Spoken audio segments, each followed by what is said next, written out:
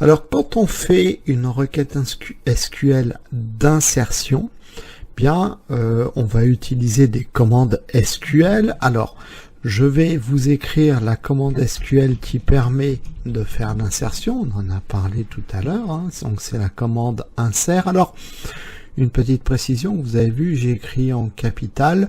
Le SQL est totalement insensible à la casse. On peut écrire en majuscule, en minuscule. Cependant, si vous voulez faire les choses bien, il est de bon ton de mettre en majuscule les commandes SQL. Alors c'est ce qu'on va faire. Donc là, quand on va faire une requête d'insertion, on écrira toujours insert suivi de la commande into.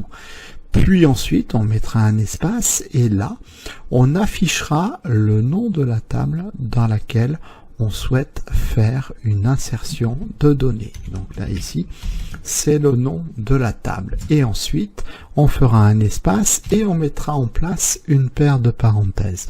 Cette paire de parenthèses, à l'intérieur de cette paire de parenthèses, nous allons mentionner les colonnes de la table que nous souhaitons remplir. Donc là, ici, ça serait la colonne 1. Puis, si je veux remplir la colonne 2, à ce moment-là, je vais mettre une virgule. Alors, après la virgule, on met un espace ou on met pas d'espace, ça n'a aucune espèce d'importance. On affiche la colonne 2 et puis ensuite, on affiche, je dirais, la colonne N. Il peut y avoir autant de colonnes que on le souhaite.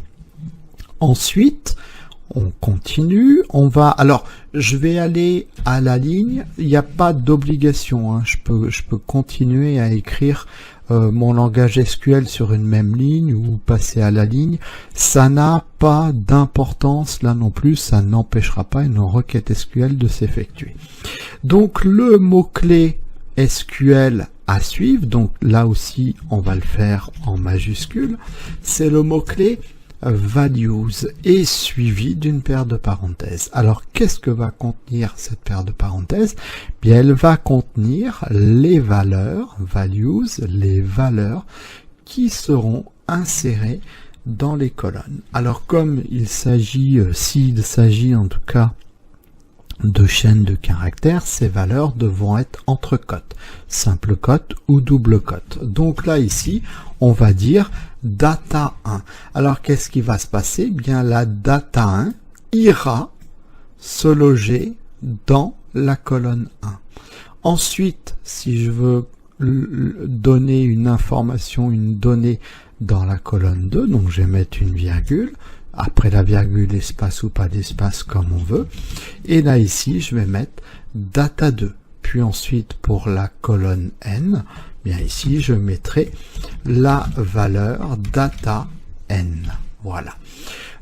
Alors, si je reprends bien mes choses, les commandes SQL, c'est insert into, d'accord?